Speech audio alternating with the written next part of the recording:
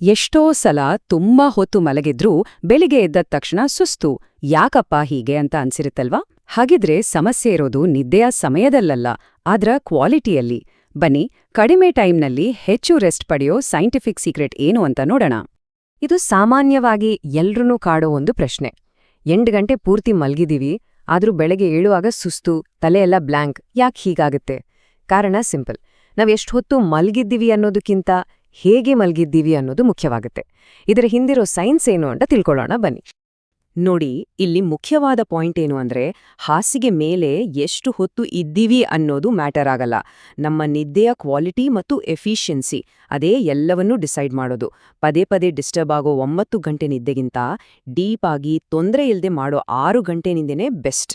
ನಮ್ಮ ಬ್ರೈನ್ ಮತ್ತೆ ಬಾಡಿಗೆ ಬೇಕಾಗಿರೋದು ಸುಮ್ಮನೆ ಲಾಂಗ್ ಸ್ಲೀಪ್ ಅಲ್ಲ, ಡೀಪ್ ಸ್ಲೀಪ್. ಸರಿ, ಹಾಗಿದ್ರೆ ಈ ಎಫಿಷಿಯಂಟ್ ಸ್ಲೀಪ್ ಹಿಂದಿರೋ ಸೈನ್ಸ್ ಏನು? ಎಲ್ಲವೂ ಅಡಗಿರೋದು ನಮ್ಮ ಸ್ಲೀಪ್ ಸೈಕಲ್ಸ್ ಅಂದ್ರೆ ನಿದ್ರಾ ಚಕ್ರಗಳಲ್ಲಿ. ನಮ್ಮ ಗೋಲ್ ಹೆಚ್ಚು ಗಂಟೆ ಮಲಗೋದು ಅಂತೂ ಅಲ್ಲ, ಬದಲಿಗೆ ನಾವು ಮಲಗುವ ಪ್ರತಿಯೊಂದು ಗಂಟೆಯನ್ನೂ ಹೆಚ್ಚು ಪವರ್ಫುಲ್ ಮಾಡೋದು. ನಮ್ಮ ರೆಸ್ಟ್ನ ಬೇಸಿಕ್ ಯೂನಿಟ್ ಅಂದ್ರೆ ಇದೇ ಸ್ಲೀಪ್ ಸೈಕಲ್. ಪ್ರತಿ 90 ನಿಮಿಷಕ್ಕೆ ನಮ್ಮ ಬ್ರೈನ್ ಬೇರೆ ಬೇರೆ ಸ್ಟೇಜ್ಗಳ ಮೂಲಕ ಪಾಸ್ ಆಗುತ್ತೆ. ಈ ಸೈಕಲ್ಸ್ ಮಧ್ಯದಲ್ಲಿ ಯಾವುದೇ ಡಿಸ್ಟರ್ಬೆನ್ಸ್ ಇಲ್ಲದೆ ಕಂಪ್ಲೀಟ್ ಆದಾಗ ಮಾತ್ರ ನಮಗೆ ಪೂರ್ತಿ ರೆಸ್ಟ್ ಸಿಕ್ಕ ಹಾಗೆ. ಈ ಸೈಕಲ್ಗಳಲ್ಲಿ 2 ಸ್ಟೇಜ್ಗಳು ತುಂಬಾನೇ ಮುಖ್ಯ. ಒಂದು ಡೀಪ್ ಸ್ಲೀಪ್, ಇದು ನಮ್ಮ ಬಾಡಿನ ರಿಪೇರಿ ಮಾಡಿ ಎನರ್ಜಿ ರೀಚಾರ್ಜ್ ಮಾಡುತ್ತೆ. ಇನ್ನೊಂದು REM ಸ್ಲೀಪ್, ಇದು ನಮ್ಮ ಬ್ರೈನ್ ರಿಕವರಿಗೆ ಹೆಲ್ಪ್ ಮಾಡಿ ಮೆಮೊರಿ ಮತ್ತೆ ಕ್ರಿಯೇಟಿವಿಟಿನ ಬೂಸ್ಟ್ ಮಾಡುತ್ತೆ. ಪೂರ್ತಿ ರಿಕವರಿಗೆ ಇವೆರಡೂ ಬೇಕೇ ಬೇಕು. ಸೊ ನಮ್ಮ ಗೋಲ್ ಏನಪ್ಪಾ ಅಂದ್ರೆ ಜಾಸ್ತಿ ಹೊತ್ತು ಮಲ್ಗೋದಲ್ಲ, ಬದ್ಲಾಗಿ ಮಲ್ಗುವ ಪ್ರತಿಯೊಂದು ಗಂಟೆಯಲ್ಲೂ ಮ್ಯಾಕ್ಸಿಮಮ್ ಡೀಪ್ ಮತ್ತು REM ಸ್ಲೀಪ್ ಪಡೆಯೋದು. ಇದೇ ನೋಡಿ ಆ ಎಫಿಷಿಯಂಟ್ ಸ್ಲೀಪ್ನ ಸೀಕ್ರೆಟ್. ಸರಿ, ಈ ಎಫಿಷಿಯಂಟ್ ಸ್ಲೀಪ್ ನಮಗೆ ಸಿಗೋದು ಹೇಗೆ, ಅದನ್ನ ಹೇಗೆ ಸಾಧಿಸೋದು ಅಂತ ನೋಡೋಣ. ಇದಕ್ಕಾಗಿ ಸೈನ್ಸ್ ಬೇಸ್ಡ್ ಎಲ್ಲರೂ ಫಾಲೋ ಮಾಡಬಹುದಾದ ಒಂದು ಸಿಂಪಲ್ 5 ಸ್ಟೆಪ್ ಫಾರ್ಮುಲಾ ಇದೆ. ಈ 5 ಸ್ಟೆಪ್ಸ್ ನಮ್ಮ ನಿದ್ದೆಯ ಕ್ವಾಲಿಟಿನೇ ಚೇಂಜ್ ಮಾಡುತ್ತೆ. ಒಂದನೇ ಟೈಮ್ಗೆ ಮಲ್ಗೋದು, 2ನೇದು 90 ಮಿನಿಟ್ ರೂಲ್ ಫಾಲೋ ಮಾಡೋದು, 3ನೇದು ಪ್ರೀ ಸ್ಲೀಪ್ ಶಟ್ ಡೌನ್ ಟೆಕ್ನೀಕ್, 4ನೇದು ಬೆಳಗಿನ ಸೂರ್ಯನ ಬೆಳಕು ಪಡೆಯೋದು, ಮತ್ತು ಕೊನೆಯದಾಗಿ 5ನೇದು ವ್ಯಾಯಾಮದಿಂದ ದಿನ ಶುರು ಮಾಡೋದು. ಬನ್ನಿ ಒಂದೊಂದಾಗಿ ಡೀಟೇಲ್ ಆಗಿ ನೋಡೋಣ. ಮೊದಲನೇ ಸ್ಟೆಪ್ ಕನ್ಸಿಸ್ಟೆನ್ಸಿ, ಅಂದ್ರೆ ಪ್ರತಿದಿನ ಒಂದೇ ಟೈಮ್ಗೆ ಮಲಗಿ ಒಂದೇ ಟೈಮ್ಗೆ ಏಳೋದು. ಹೌದು, ವೀಕೆಂಡ್ನಲ್ಲೂ ಕೂಡ. ಹೀಗ್ ಮಾಡೋದ್ರಿಂದ ಏನಾಗುತ್ತೆ ಅಂದ್ರೆ ನಮ್ಮ ಬಾಡಿಯಲ್ಲಿರೋ ನ್ಯಾಚುರಲ್ ಕ್ಲಾಕ್ ಅಥವಾ ನಮ್ಮ ಇಂಟರ್ನಲ್ ಕ್ಲಾಕ್ ಕರೆಕ್ಟಾಗಿ ಸೆಟ್ ಆಗತ್ತೆ. ಆಗ ಸರಿಯಾದ ಸಮಯಕ್ಕೆ ನಿದ್ದೆ ತರಿಸೋ ಹಾರ್ಮೋನ್ನ ಬ್ರೈನ್ ತಾನಾಗೆ ರಿಲೀಸ್ ಮಾಡುತ್ತೆ. ನಮ್ಮ ಸ್ಲೀಪ್ ಸೈಕಲ್ ಸುಮಾರು 90 ನಿಮಿಷ ಇರುತ್ತಂತ ಹೇಳಿದ್ನಲ್ಲ, ಅದಕ್ಕೆ ನಮ್ಮ ನಿದ್ದೆಯನ್ನ 90 ನಿಮಿಷಗಳ ಲೆಕ್ಕದಲ್ಲಿ ಪ್ಲಾನ್ ಮಾಡಬೇಕು. ಅಂದ್ರೆ 4.5 ಗಂಟೆ, 6 ಗಂಟೆ ಅಥವಾ 7.5 ಗಂಟೆ ಹೀಗೆ. ಯಾಕಂದ್ರೆ ಸ್ಲೀಪ್ ಸೈಕಲ್ ಮಧ್ಯದಲ್ಲಿ ಎದ್ರೆ ತಲೆಭಾರ ಆಗತ್ತೆ, ಮಂಪರು ಕವಿದ ಹಾಗೆ ಇರುತ್ತೆ. ಅದೇ ಸೈಕಲ್ ಕೊನೆಯಲ್ಲಿ ಎದ್ರೆ ಏಕ್ದಮ್ ಫ್ರೆಶ್ ಆಗಿ ಎದ್ದೇಳಬಹುದು. ಈಗ 3ನೇ step 3-2-1 pre sleep shut down.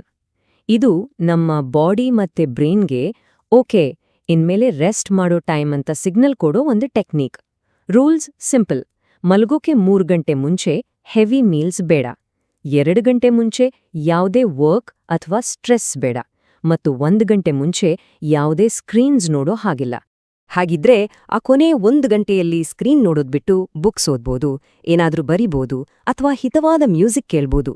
ಇದು ನಮ್ಮ ನರ್ವಸ್ ಸಿಸ್ಟಮ್ನ ಕೂಲ್ ಮಾಡುತ್ತೆ. ನೋಡಿ, ರಾತ್ರಿಯನ್ನ ಸರಿಯಾಗಿ ಮುಗಿಸಿದ ಹಾಗೆ ಬೆಳಿಗ್ಗೆಯನ್ನ ಸರಿಯಾಗಿ ಶುರು ಮಾಡೋದು ಕೂಡ ಅಷ್ಟೇ ಇಂಪಾರ್ಟೆಂಟ್. ಇದೇ ನಮ್ಮ 4ನೇ ಮತ್ತು 5ನೇ ಸ್ಟೆಪ್ಸ್. ಬೆಳಿಗ್ಗೆ ಎದ್ದ ತಕ್ಷಣ ಸೂರ್ಯನ ಬೆಳಕಿಗೆ ಎಕ್ಸ್ಪೋಸ್ ಆದಾಗ ನಮ್ಮ ಇಂಟರ್ನಲ್ ಕ್ಲಾಕ್ ರೀಸೆಟ್ ಆಗುತ್ತೆ. ಅದರ ಜೊತೆಗೆ ಸ್ವಲ್ಪ ಲೈಟ್ ಎಕ್ಸಸೈಸ್ ಅಥವಾ ಮುಖಕ್ಕೆ ತಣ್ಣೀರ್ ಹಾಕೊಂಡ್ರೆ ಸಾಕು, ನಿದ್ದೆಯ ಮಂಪರೆಯೆಲ್ಲ ಮಾಯವಾಗಿ ಫುಲ್ ಆಕ್ಟಿವ್ ಆಗ್ತೀವಿ. ಈ 5 ರೂಲ್ಸ್ ಫಾಲೋ ಮಾಡಿದ್ರೆ ಸಾಕು, ನಿದ್ದೆ ಖಂಡಿತವಾಗಿಯೂ ಇಂಪ್ರೂವ್ ಆಗತ್ತೆ. ಈಗ ಇದಕ್ಕಿಂತ 1 ಸ್ಟೆಪ್ ಮುಂದೆ ಹೋಗಿ ಸ್ಲೀಪ್ ಕ್ವಾಲಿಟಿನ ನೆಕ್ಸ್ಟ್ ಲೆವೆಲ್ಗೆ ತಗೊಂಡು ಹೋಗೋಕೆ ಕೆಲವು ಅಡ್ವಾನ್ಸ್ಡ್ ಟಿಕ್ಸ್ ನೋಡೋಣ. ನಮ್ಮ ಡೀಪ್ ಸ್ಲೀಪ್ಗೆ 4 ದೊಡ್ಡ ವಿಲನ್ಗಳಿದ್ದಾರೆ. ತಡರಾತ್ರಿ ಕುಡಿಯೋ ಕಾಫಿ, ಬಿಸಿಯಾಗಿರೋ ರೂಮ್, ಸ್ವಲ್ಪನಾದ್ರೂ ಇರೋ ಲೈಟ್ ಮತ್ತೆ ತಲೆಯಲ್ಲಿ ಓಡೋ 1000 ಯೋಚನೆಗಳು. ಇವುಗಳನ್ನ ಹೇಗೆ ಸೋಲಿಸೋದು ಅಂತ ಈಗ ನೋಡೋಣ. ಒಳ್ಳೆಯ ನಿದ್ದೆಗೆ ನಮ್ಮ ಸುತ್ತಮುತ್ತಲಿನ ಪರಿಸರ ಅಂದ್ರೆ ಎನ್ವೈರನ್ಮೆಂಟ್ ತುಂಬಾ ಮುಖ್ಯ. ತಂಪಾಗಿ ಕತ್ತಲಾಗಿ ಮತ್ತು ಸೈಲೆಂಟ್ ಆಗಿರೋ ರೂಮ್ ನಮ್ಮ ಬ್ರೈನ್ಗೆ ಇದು ಡೀಪ್ ಸ್ಲೀಪ್ಗೆ ಟೈಮ್ ಅಂತ ಸಿಗ್ನಲ್ ಕೊಡುತ್ತೆ. ಇದು ನಮ್ಮ ಬಾಡಿಯ ನ್ಯಾಚುರಲ್ ಇನ್ಸ್ಟಿಂಕ್ಟ್. ಹೊರಗಿನ ಎನ್ವಿರಾನ್ಮೆಂಟ್ ಜೊತೆಗೆ ನಮ್ಮೊಳಗೂ ನಾವು ರೆಡಿ ಮಾಡ್ಕೋಬೇಕು. ಮಧ್ಯಾಹ್ನ 2 ಗಂಟೆ ನಂತರ ಕಾಫಿ ಖಂಡಿತ ಬೇಡ. ಮಲ್ಗೋಕೆ ಮುಂಚೆ ತಲೆಯಲ್ಲಿ ಓಡ್ತಿರೋ ಯೋಚನೆಗಳ್ನೆಲ್ಲ ಒಂದು ಬುಕ್ನಲ್ಲಿ ಬರ್ದಿಟ್ರೆ ಮೈಂಡ್ ಫ್ರೀ ಆಗುತ್ತೆ. ಹಾಗೆ ಡಾಕ್ಟರ್ ಕನ್ಸಲ್ಟ್ ಮಾಡಿ ಮೆಗ್ನೀಷಿಯಂ ತರದ ಸಪ್ಲಿಮೆಂಟ್ಸ್ ಕೂಡ ಟ್ರೈ ಮಾಡಬಹುದು. ಇನ್ಮುಂದೆ ನಿದ್ದೆಯನ್ನ ಒಂದು ವೀಕ್ನೆಸ್ ಅಥವಾ ಟೈಮ್ ವೇಸ್ಟ್ ಅಂತ ಓಡೋದು ಬೇಡ. ಬದಲಾಗಿ ಅದನ್ನ ನಮ್ಮ ಸಕ್ಸಸ್ಗೆ ಬೇಕಾಗಿರೋ ಒಂದು ಸೂಪರ್ ಪವರ್ ಅಂತ ನೋಡಕ್ಕೆ ಶುರು ಮಾಡೋಣ. ನೋಡಿ, ನಿಜವಾದ ಸಕ್ಸಸ್ ಇರೋದು ಯಾರು ಕಡಿಮೆ ನಿದ್ದೆ ಮಾಡ್ತಾರೆ ಅನ್ನೋದ್ರಲ್ಲಿ ಅಲ್ಲ, ಬದಲಾಗಿ ಯಾರು ಪ್ರತಿದಿನ ಬೆಳಗ್ಗೆ ಫ್ರೆಶ್ ಆಗಿ ಕ್ಲಿಯರ್ ಮೈಂಡೆಡ್ನೊಂದಿಗೆ ಫೋಕಸ್ಡ್ ಆಗಿ ಎದ್ದೇಳ್ತಾರೆ ಅನ್ನೋದ್ರಲ್ಲಿದೆ. ಅದಕ್ಕೆಲ್ಲ ಕೀಲಿಕೈ ಕ್ವಾಲಿಟಿ ರೆಸ್ಟ್. ಒಂದ್ಸಲ ಯೋಚನೆ ಮಾಡಿ ನೋಡಿ, ಪ್ರತಿದಿನ ಫುಲ್ ಎನರ್ಜಿ ಮತ್ತೆ ಕ್ಲಾರಿಟಿಯೊಂದಿಗೆ ಎಚ್ಚರವಾದ್ರೆ ಜೀವನದಲ್ಲಿ ಇನ್ನೇನೆಲ್ಲ ಸಾಧಿಸಬಹುದು ಅಲ್ವಾ? ನೆನ್ಪಿಡಿ, ಉತ್ತಮ ನಿದ್ದೆ ಅಂದ್ರೆ ಉತ್ತಮ ಜೀವನ.